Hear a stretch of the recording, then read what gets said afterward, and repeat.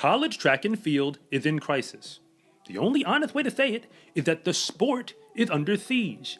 And no, those are not my words. The CEO of college track and field said it himself. So before I go any further, I do need to make it clear. This video is not clickbait. I desperately wish that it was, because almost immediately after, the best college track and field athletes decided to break a whole bunch of records at BU. The man who is effectively the CEO of all of college track and field gave a speech. You could call it a public service announcement, but it's really a call to arms. Simply put, the sport is not just under attack. The threats are very real, and they're not for the distant future. They are happening right now. We're talking vanishing program budgets, reduced scholarships for athletes, reduced coaching positions, and of course, program eliminations. So yes, this is serious. To be clear, I've already gone on record to say that I've seen the freight train coming for a while now. But it is no longer just me. The CEO said it himself. And if you don't know who I'm talking about, allow me to fill you in. Sam Seams is the CEO for the United States Track and Field and Cross Country Coaches Association. I know, it's a very long acronym, considering they don't just hold conventions for college coaches around the country. They also hand out the national rankings for not just NCAA and all of its divisions, but NAIA and junior college. So if you compete in college, or hope to compete in college, they are a very big deal as far as you're concerned. Being the head of that organization makes him the head of college track and field as far as I'm concerned. So when that man speaks, we had better listen. And at the time I'm recording this video, his full speech is available online if you want to watch it, and I will link it in the description below. But almost nobody was paying attention because it had fewer than 50 views, once again, at the time I'm recording this video, which is one of the reasons why we're likely in this mess as a sport. So I am going to go through everything that he actually said, the major points from his landmark speech, because if you are a part of the track and field community and care about college track and field even a little bit, you need to know what's going on because things are about to change. Let's just hope that change doesn't mean taking the words track and field off of a locker room at a college program near you very soon. But if you're new here, I want to say thank you for even making it this far into the video. And I'm Coach Rob, the founder of SCArecruiting.com, where I rank the best track and field recruits across the entire nation. And if anything that I say actually connects with you, it is always greatly appreciated if you would please like and subscribe. But if I don't, just let me know in the comment section, because I try to read them all. As soon as he began, the CEO made it very clear that this was not going to be a feel-good moment. He gave us 4 words for us to focus on, and they are threat, value, change, and exposure, and then proceeded to break down why every single one of them is relevant to college track and field right now. I've already told you that the threats are very real, and they are coming for program budgets, scholarship allocations, as well as the programs themselves. But the scariest thing that he said that everyone needs to listen to is that track and field at many colleges around the country, in D1 and beyond, is likely at risk to be replaced by another sport that athletic departments believe is more valuable. Let that sink in. And if you're tempted to think this is all a joke, he simply said, wake up. Because all of the interviews with administrators over the past year, since the new revenue sharing model for college athletics was proposed, have made it clear that track and field is on the chopping block. Long story short, spending in college athletics, specifically in D1, and you know which sports I'm talking about, football and basketball at the high level of D1, that joint went uncontrolled for a while now. And the only way to justify spending more money is to make more money, something that track and field has failed to do for the better part of the last few decades. To be real about it, college track and field team budgets vary greatly across the NCAA.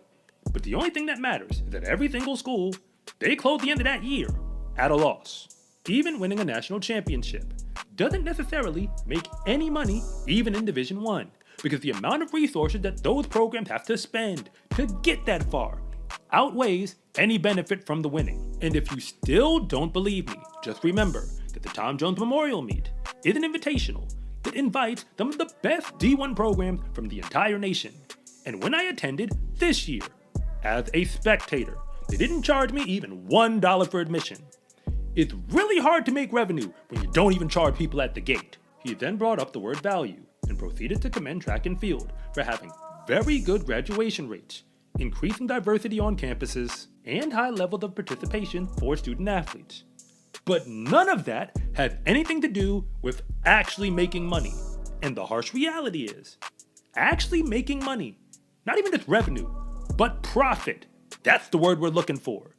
That is what is going to govern the decisions going forward. Media rights, fan attendance, and sponsorship are some of the things that we're actually talking about. And remember, college track and field barely ever gets on television, and when it does, almost nobody actually watches it when it happens. So if that's not going to change, something else definitely will. And you know exactly what I'm talking about. Programs will get cut. So when he moved on to the word change, he also makes it clear that the time for change was yesterday. College track and field has basically looked the same way for years. You have tempo run cross-country meets on one end, and on the other, you have track meets that last for hours and hours and hours with endless time trials that nobody really wants to watch. If the sport is not able to change that, the direction the NCAA is going is to get rid of it entirely, because it's not serving any function anymore. And he even points out that nobody's coming to save the sport unless the college track community does it for themselves.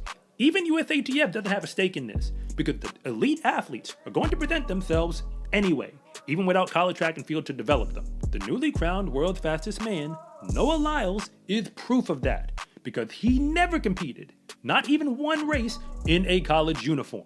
Which brings me now to his final point, that track and field needs exposure. Because like I said before, people don't really want to watch tempo run cross-country meets, nor do they want to watch endless time trials for a meet that is ultimately of no consequence anyway. His exact words are that the sport now needs clear narratives, dynamic moments, and very real stakes.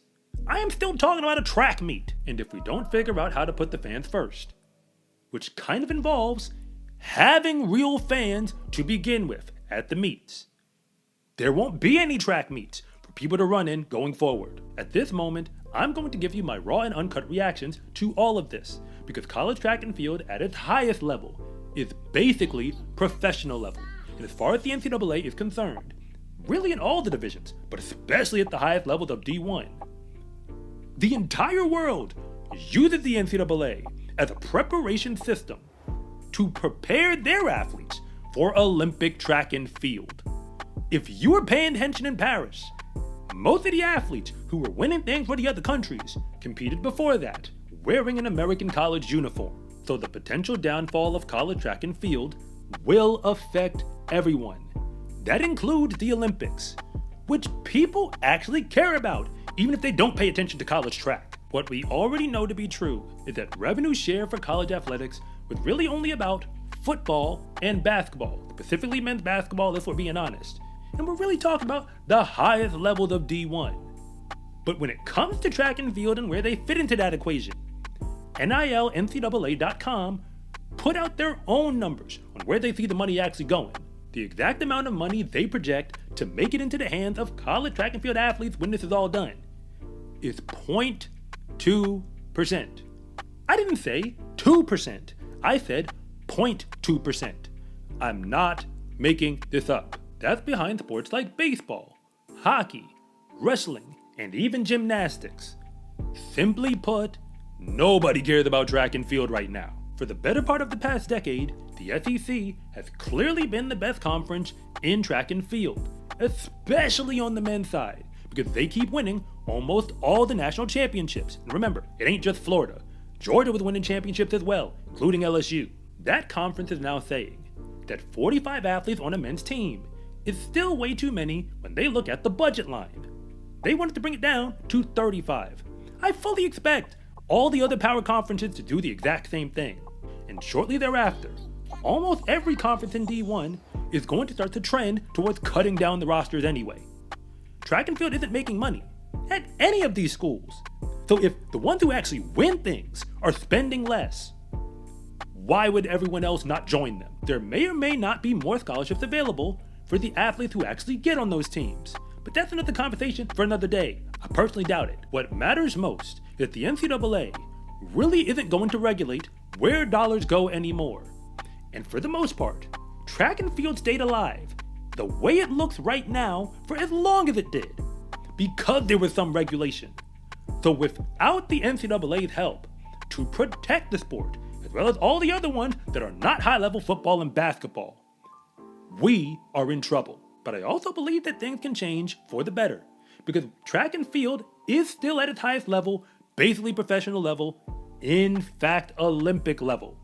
Some of the Olympians who were in the finals this past year came back to college to compete for 2025. You can cut down the length of a track meet pretty easily. Atlas now showed us how to do it. You just cut down how many events you actually run, specifically in that one meet. Beyond that, change how many teams are actually showing up to make it a more competitive experience without endless time trials while we're there. The Penn Relays event already taught us that people love to see competition, where winning and losing actually matters. So the more you lean into the relays, the easier it gets for the track events, specifically to entertain the fans. And conference championships have already showed us that people like team track and field as long as it's actually a team going out there. In the current model we have, all of the meets we're doing are basically practices. People are just trying to throw down seed times to get themselves into the national meet. We already have 9 regions for D1. USTF CCCA did it themselves. We just don't use those rankings for anything. They literally qualify you for nothing in the present model. And of course, we already have conferences. And people know what a conference championship is, when a team goes out there and battles their way to a championship. But remember, you do have to package it up and make it easier for a fan to watch, both in person and on television. So to be as clear as I possibly can with you, the future of college track and field is very uncertain, but it also hasn't been written yet, as Sam Seams said himself. The choice is ours. We just have to be aware that the window to make this change is rapidly closing right now, because at this present moment, if you're a part of the track and field community, you are either part of the solution or you're going to be watching from the sidelines while our sport fades away into irrelevance. If you think you need help getting recruited, you are probably right. On scarecruiting.com, you can get a ton of resources like my free recruiting guide, detailed videos, online courses, and much more. And if nothing else, and you just really want to see more content like this, it is always greatly appreciated if you would please like and subscribe.